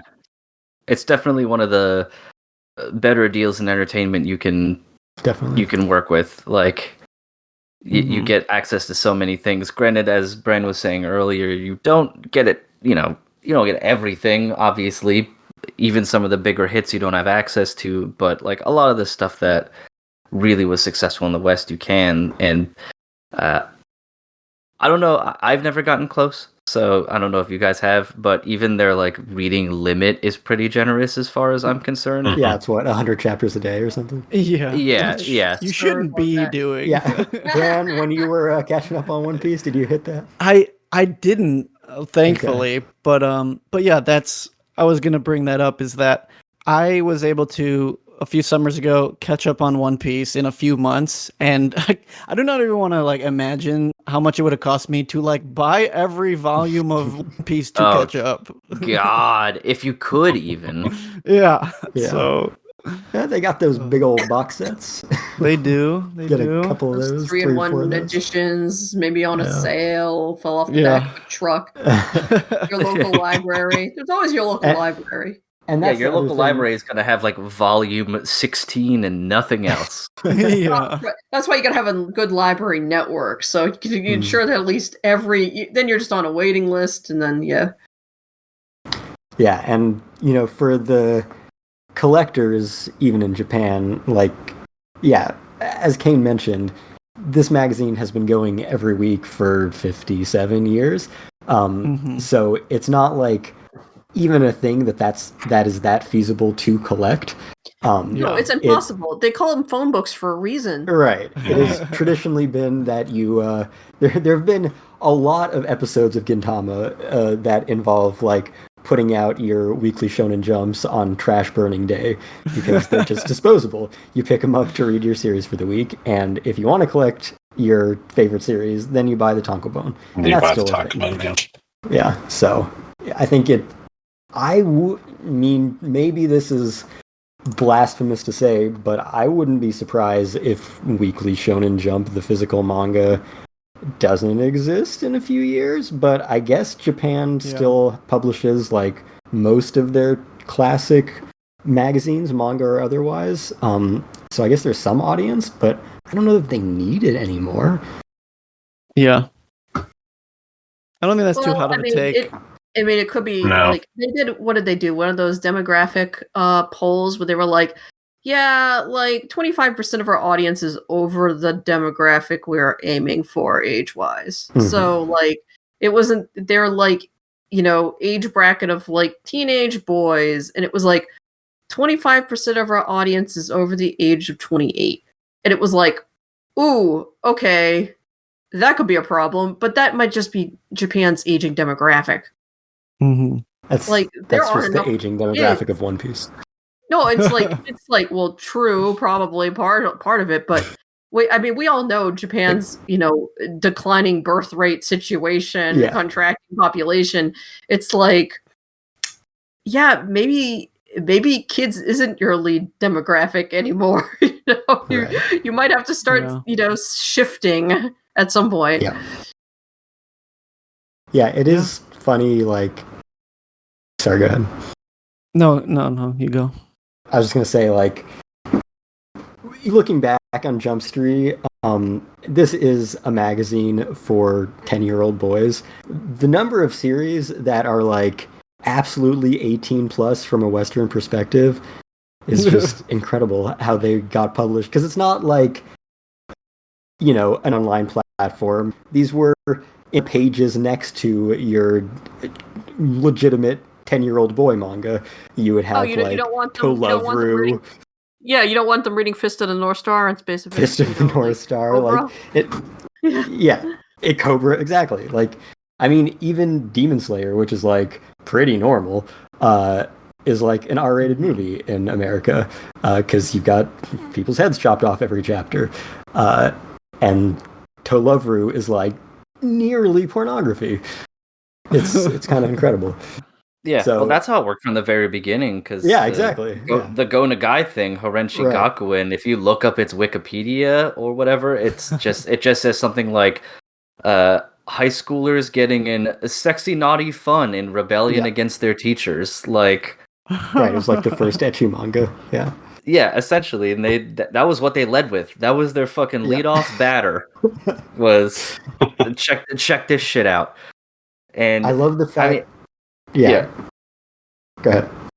I was just gonna say that was its big thing for the creators as well. It was like, oh, you're just gonna let us do that? Like you're not gonna overly censor our work or tailor our work to whatever your perceived demographic is. And the Weekly Shonen Jump, and especially in the 80s when Hiroki Goto was the chief editor, he basically said, like, man, we're not competing against just other manga. He essentially said, like, we're competing against, like, rumor tabloids and, like, every other magazine. So we'll just do whatever until someone tells us to stop. Yeah. So nobody ever did. Nope.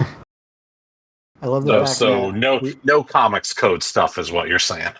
No, they did not. Not really. Now, Barefoot Gen did get a lot of like, this is leftist propaganda shit when it came out. Right. And then the Comics Code did fuck. Empire. Yeah, and then Comics Code did fuck with it too when they tried to publish it over here because of the, horrific depictions of war violence and everything inside of it. But at least as far as the magazine themselves and Hiroki Goto and all the other editors up to that point were concerned, they were like, nah, we see the talent here. We're going to try to let it blossom in however it does. So maybe they should do something similar. Like, how about you get some people in there with like some really fucked up like creations and just see what sticks. Push the envelope. Like let's get a little creative up in here with what we're gonna try and show and see what we can and can't get away with. Return to those roots a little bit. Yeah, but the internet, maybe if the internet keeps getting more and more locked down, like it seems to be happening lately, that might come back into the picture. But I mean, you can get anything on the internet now. You want your weird naughty comics? They're all over the place. And I think yeah. I was just gonna say to answer your. I think Kester, you had mentioned it earlier about the physical copies not being around. Potentially, like you could see that happening. It looks like they still circulate a little over 1 million copies a week physically. So there is still a gradual decline. So I don't think you're too far off there, because 2017 was a little over 2 million, and then another 4 years after that, 1.3. And now they're circulating around 1 million or so. So there's definitely a gradual decline. Now, if it ever goes away entirely, who's to say? Like, libraries are always going to want copies and stuff like that. But I'm sure they still want that ad revenue. They run ads in that magazine.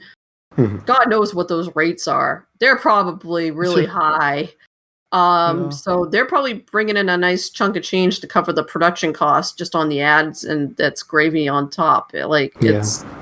That's where money's coming from. There's always going to be disgruntled weekly readers or collectors. So if anything, just slash production to meet that lower like physical need. I mean, which I'm sure they have. Yeah. But yeah, I guess it is kind of like, advertising to the casual fan who isn't necessarily going to seek out the platform. But if they see something flashy on the cover when they're in the convenience store, they might pick it up and flip through. And then, we touched on this a little bit earlier, but I do think one thing that has changed over the years is, and this is certainly the case for American comics, but we're definitely seeing it in the past decade or so for Jump, is that they are kind of vehicles for anime adaptations. It used to be that Jump anime adaptations, because they were weekly, not that stops One Piece now, but they were mostly pretty low quality week to week. And it was just kind of, an ever-present dual, manga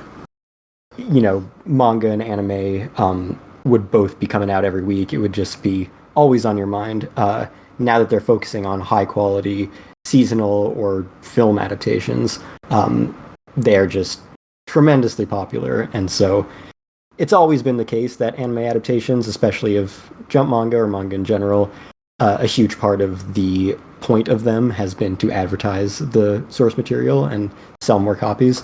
But now especially, it's just, and the worldwide reach is a big part of this. It's just so much, how do we get the next, huge anime hit? Because once that anime hits and it's popular, those manga sale numbers are going to go up tenfold immediately. So I think that's what every new manga is shooting for at this point, is, can this be a hit anime? Because that's the only way we're going to sell a huge number of copies. Yeah, sometimes I wonder if that you get that whole creative process by committee situation going on, where it's just we're looking at the statistical demographic breakdown, and you need a character who yells a lot. if we're gonna have a good anime, you need a character who's gonna yell a lot. So pick one of them and make them yell now, and stuff like that. So I wonder if that comes into it as well, because obviously, there are formulas to this, whether we choose to like it or not. And sometimes I could see that getting in the way of whatever the original creators would want to do. I do agree it's nice that they can end their own manga. I also just wish the endings were better. So yeah, as a brand, I feel like when they know they have an ending, let's just do it. Let's just fucking end it, dude. I can't remember the last one that I really enjoyed, at least for a long running hit in Jump. Yeah. But yeah, I was saying off the pod that Yeah, Kaiju number 8 recently ended, and it was just such a nothing burger of and everything was okay, and everyone was good, and nothing was resolved, but everyone gets a good ending. Yeah. Neat. Yeah. You gotta love it. Now, it is how interesting. much of that is writers not knowing how to end their work versus the way storytelling works differently in the East versus the West? I think there's definitely some merit to that. I've thought of similar things, just pondering how this is happening, because I know there are also certain manga out there that they'll start and the mangaka's been like, well, I knew what I was going to do for the first 10 chapters. Uh-huh. Mm-hmm. And then after that, it's like, I didn't expect this to be that popular, so I didn't plan anything after that, so I'm almost flying by the seat of my pants, which obviously, how could you have a good ending except by sheer luck that you just happen to fall into it during your planning process, rather than having something that you have a beginning, middle, and end. But I can also imagine there's risk to that too, because you could spend the time as a creator being like, okay, here's the beginning, here's our first, big inciting incident, and here's the first twist, and here's the second twist, and then this is what happens in the middle, and etc., only for the publishers or the board of Shonen Jump, whoever makes those decisions, the editors, to be like, you're just going to get the beginning and now give us something else. Mm-hmm. So there's a risk in investing that much time. Yeah. Sure. Yep. Yeah. And I think that is one of the benefits of, this new age of giving creators more scheduling freedom and more time to actually come up with their story instead of just write it. Yeah. So I don't know if Fujimoto has planned how Chainsaw's going to end, but at the very least, he has 2 weeks to come up with the craziest shit I've ever read. Every 2 weeks. And he gets, he got a hiatus between the first part and the second part, right? Uh-huh. Yeah. So, yeah, that definitely helps. Yeah, traditionally, what we would hear about the Jump editorial process is, you got to pump out 20 pages every week, and like I said, you have no idea if your series is going to be 1 volume or 100 volumes. It's entirely dependent on how popular it is in those little user surveys every week. So you just gotta go week to week, and it's really hard to plan because there are tons of situations where a creator has a really great idea, but they have 1 volume of really great idea, and then they have no idea what to do with it, and it ends up just becoming the same formula that everything else is. And then you have plenty of other cases where they might have had a great several hundred chapters of story planned out, but you got a few volumes and then it got canceled, so you never got to see the rest.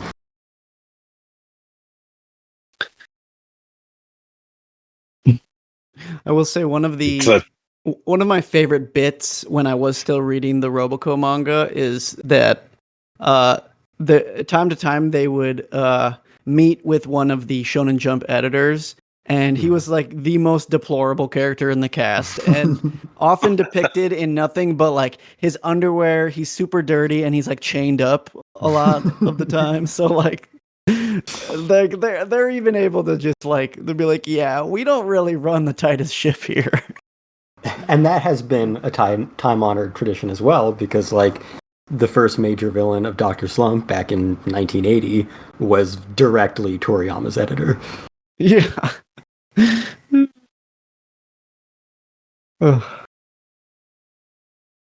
So while we have you saved Jump? Yes, I was just gonna ask, while we sort of wrap things up for the evening, I just kind of wanted to get each of your distilled opinions on the future of Jump, and just kind of obviously from armchair quarterback style, I think they're fine if they do this, or anything like that. Or you could just be like Hestra and be like, I saved Jump in this hour and 45 minutes. We saved Jump. That's true. That's true. Now I just need the check to come in. Yep. True. I think in my humble opinion, that because they've already figured out the whole digital thing, they're not in any danger of going anywhere. Even if readership drops, if they have to stop publishing a physical edition, or if, there will be Jump in some format for the foreseeable future. And I don't just mean until One Piece ends. I mean, past that. Because, like I said, they already have the digital thing figured out.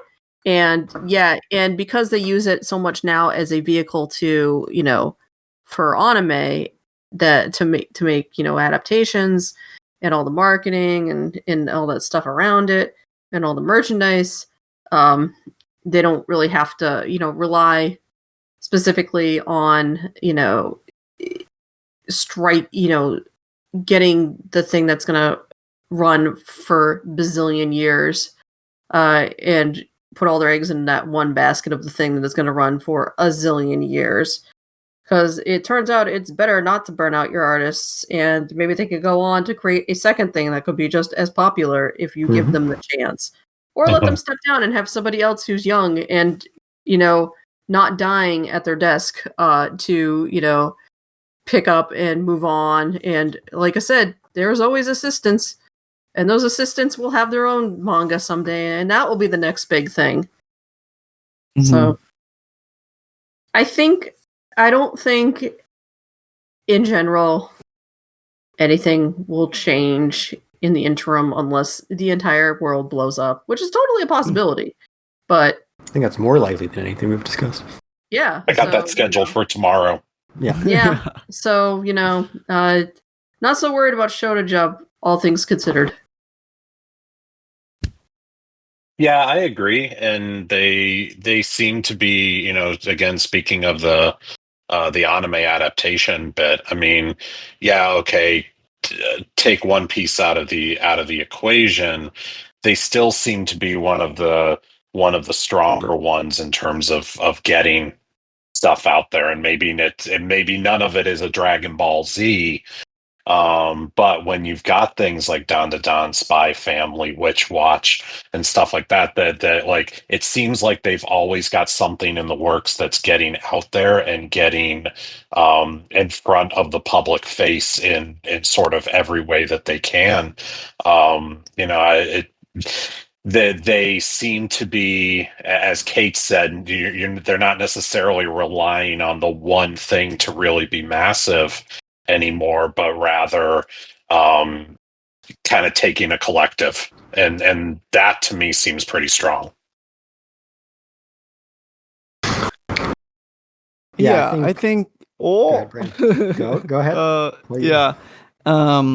It would be hard. You'd be hard pressed to have a hot take, I'd say, on the state of Jump. Like, it's not dying, and it's not like hitting its stride in its like new golden era. But yeah, it's fine. And I think there are a lot of good prospects in the near future with Akane Bana. She just got an anime announced, and I think that's one of the sleeper hits in the magazine right now that I think could do really well as an anime. As I mentioned, once Kagurabachi gets an anime announcement, and if they really put their horsepower into it, could be as big as a, like a JJK. Ichi the Witch, I just recently caught up on. Another big contender, I feel, for like a hit series. And I've been saying for probably months that, like, why haven't they made a baseball manga? Because baseball is at like a height of popularity right now, and Shohei Ohtani is like the face of the MLB and the biggest star in the world in Japan.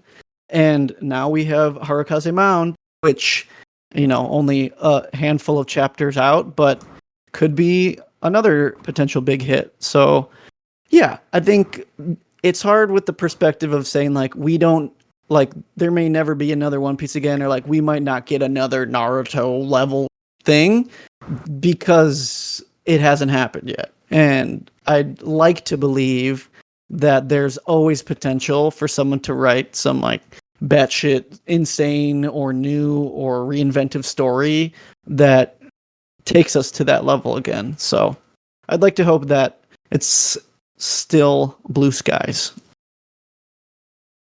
Yeah, I think the concept of Weekly Shonen Jump, the manga magazine that has permeated Japanese pop culture for 50 years, maybe not exactly what we're going to get in the future. I think that's fine. It's definitely a rough patch in terms of the magazine proper for big new series. They've let a lot of the big ones end, and I think that's a good thing.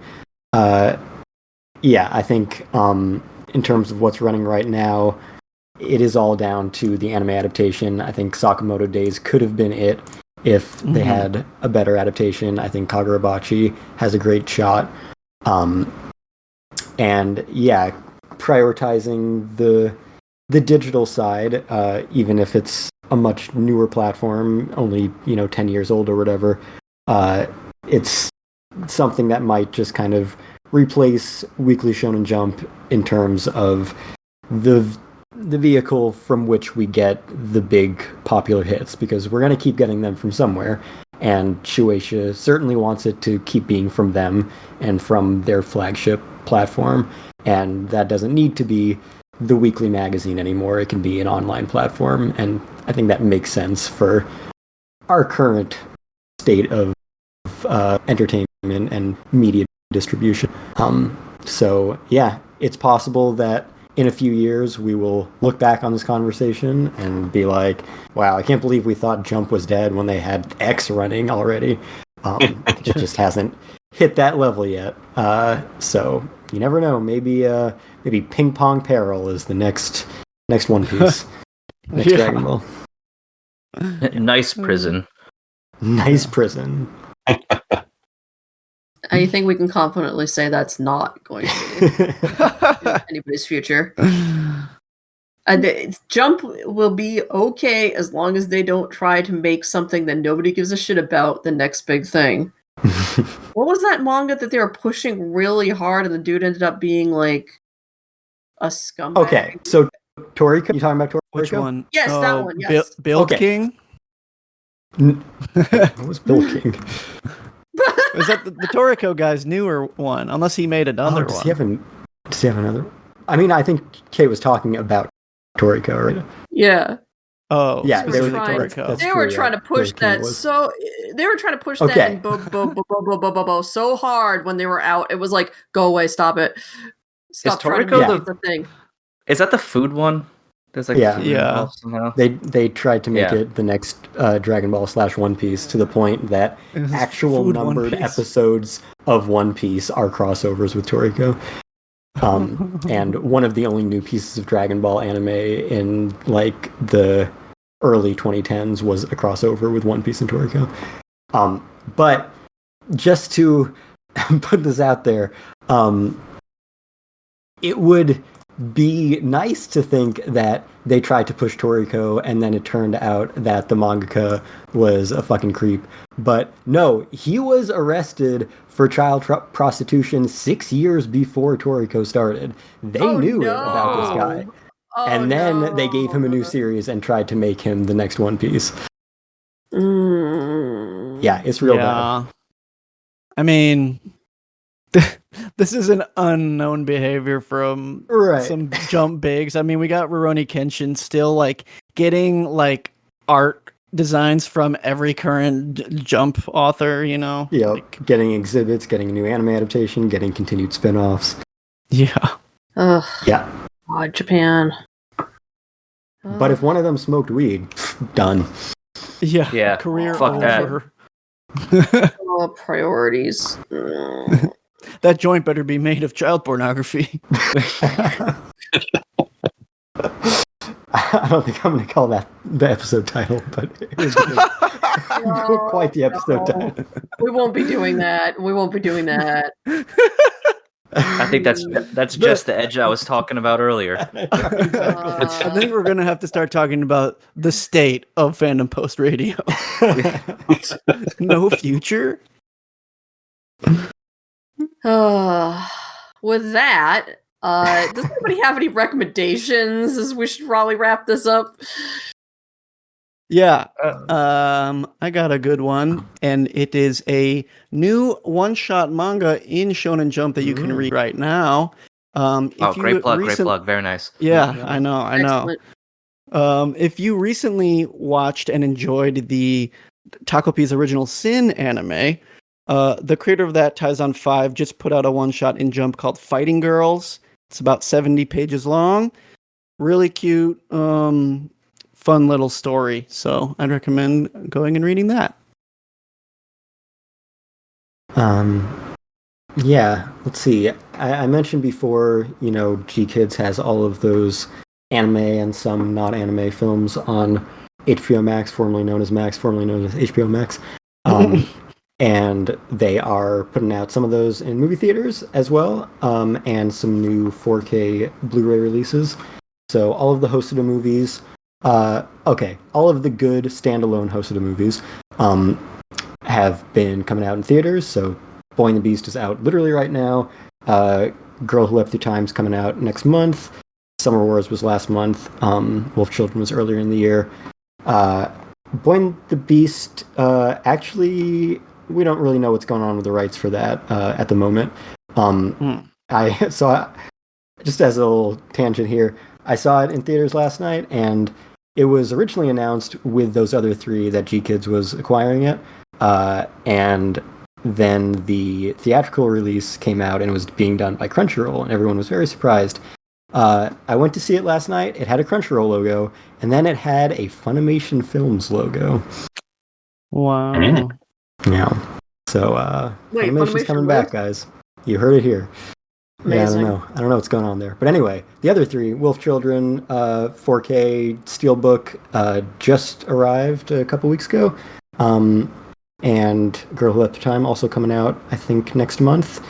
And Summer Wars came out a few months ago. So, yeah, recommend all of those.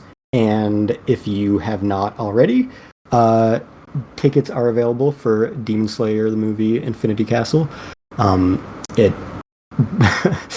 broke all of our pre-sale records for the year. So, yeah, pretty insane, pretty huge. Crashed our servers for a bit. Check that out when it comes to theaters in September. It crashed Kestrel's servers specifically. Yeah, my home servers, yes.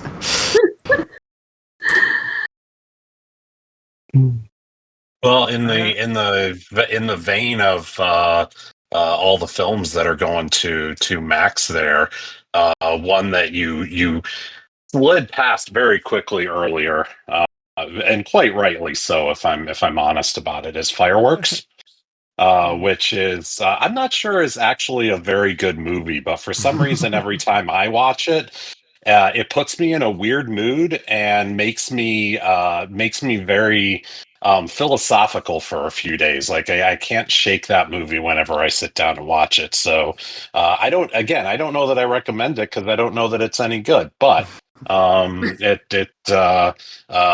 certainly get something out of it. So take that for what you will. Hey, that's what matters in the end. If it's good to you or it gives you something. Though I do always love a recommendation that starts with, I don't actually know if this is a good idea or not. But You're like, this movie made me feel something, but I'm not sure what that something is. Yeah. I mean, to be fair, you guys invited me to join in, and my immediate response was, I don't know that this is a good idea. So, the whole premise of tonight's show began with that. So there we go. It's appropriate, yeah. Splendid. Well, I guess, to keep with the theme of the episode, I would just say I would just recommend paying Shonen Jump $2 and reading whatever you want and making your own judgment call on that. Worst case, you're out $2 or $3. I think they're raising the price soon, which, of course, it's like $3 now. Now it's incredible. Now it's unaffordable. Can't do it anymore. But also, just to mention we didn't really make this distinction, but so there's Weekly Shonen Jump, there's Shonen Jump Plus, which is Japanese platform. There is do they also just call it Weekly Shonen Jump now? Viz's Shonen Jump platform. And then there is Shueisha's English, mostly Jump platform, which is Manga Plus. And I think for both of those English platforms, it's $2 or $3 to read the back catalog, but you get all the new chapters, the 3 newest of every series, for free. So if you just want to catch up with a series, you never have to pay again. Once you're caught up. Yep, basically. And you can just read for free. The new stuff. Yeah, which is also a huge thing too. So yeah, if you just want to be like, Spy Family is my shit, you could just spend the $3 for a month to get caught up, and then that's all you would ever have to do if all you cared about was Spy Family and reading it and staying with the zeitgeist when it comes to that. So exactly. Yeah, I think that's it for me. So I think we'll wrap it up by Kestrel letting us know, letting us and the listeners, I guess, know where we can always find you, as well as the podcast. And that, I guess, sounded like, I don't know, some sort of tsundere promoting your product. Like, I guess if you want to check it out. It's not like I really want you to subscribe or anything. No, fucking baka. Fucking baka. Yeah, so you can find Fandom Post Radio wherever you find podcasts. You can find us on Apple Podcasts. You can find us on Spotify, iHeartRadio, YouTube Music. You can subscribe to our RSS feed if you want. You can find us on fandompost.com. Episodes will be embedded in the articles there. You can follow us on your favorite evil social media platform. Find us on Twitter, Facebook, Blue Sky at Fandom Post Radio. You can be less supportive of evil social media platforms and email us, fandompostradio@gmail.com. Tell us what the future of Jump is. Tell us what the solution is. Tell us what the next big hit is. Tell us if Jump is saved. Yes. Did we save Jump? Did we save why Jump? We saved it. We need to know. Yes. And why Nice Prison is going to be the best-selling anime film of 2026. And yeah, I'm on Twitter at FullMetalKyoma and Blue Sky, kestrelswift.bsky.social. Do I have anything interesting published that I haven't talked about yet? I don't think so. I've got a few interviews on Anime NYC this weekend, so soon. Fun. Soon. You can find me at Hellshay Brando on all the evil socials, but I am slowly disengaging with those evil socials, so catch me while you can. Hey. Am I up? I'm up. Yep. Okay. Kate, your turn. You can find me on Blue Sky at SonicBug. You can find my reviews at fandompost.com, where I am writing about Ruri Rocks and Secrets of the Silent Witch, both of which continue to be very good. Secrets of the Silent Witch is kind of flying through the material, but it's not extremely apparent that they're cutting stuff out to a layman. But I mean, I very much like those light novels, so I know what they're cutting out, but it still remains good. And Ruri Rocks is ridiculous, and you should watch that. And yeah, the girls found their sapphires they were looking for. They found the rocks. They found the rocks, and then they moved on to the next rocks. They've picked up a 4th girl in their group, who is also very into rocks, and that episode made me cry. So, yeah, this show goes way too hard for what it's doing.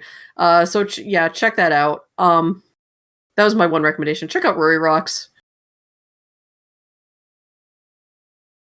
Nice. All right. I want to check out. Yeah, I want. Sorry, go on.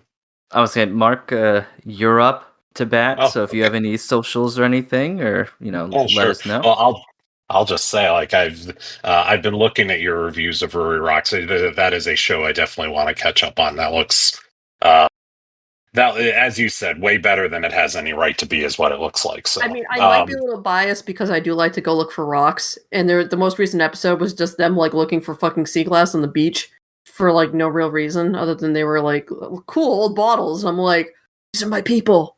Yeah, the show was made why for not? me. Yeah, why not? Why not? So anyway, you can find me on Blue Sky at MD Thomas, though I also don't really post a whole lot. But you can find my reviews at Fandom Post as well, where I am currently reviewing My Dress Up Darling and Rascal Does Not Dream of Santa Claus.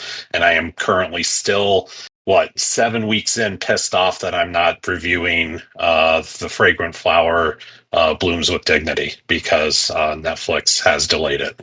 So Netflix jail. Yeah, we're still in jail. Mhm. Yeah, I was really kind of looking forward to the Cloverworks triple header. I thought that was going to be great, and everywhere in the world is getting it except us. So thanks, Netflix. Thanks, Netflix. As always. As and then always, you can just find me here. I don't have any socials or anything like that, but that's smart. Yeah, Exclusive rights to Kane Pachi Sensei. I wish I could say it was for moral reasons, but it's really just lazy. Like, now especially, now I can say it's a little bit more morality stuff, but early on it was just more like, man, this seems like a lot of work posting on here and trying to be caught up with stuff. And meanwhile, I'm just like perpetually 3 weeks behind on everything I ever try to do. So, yeah, it was just a nice surprise that I got to be morally correct without trying. So You were ahead of the game all along. I was. Well, it's like me with Harry Potter. Oh, nice. The ultimate. What a move. I really dodged that bullet. Oh. Nice. But, alright, as always, everyone, thanks for listening. We hope that you're enjoying whatever you're reading or watching. And if you haven't yet, give Shonen Jump a shot and then send them an email about how you think you can fix their entire operation. So, alright, well then, we will talk to y'all later. Don't need to send them an email. Just send them this podcast. That's true. That's true. Yeah, true. That's good. That's a good plug there too. Yeah. Way to be on it. All right, adios. Bye. Yeah. Bye-bye.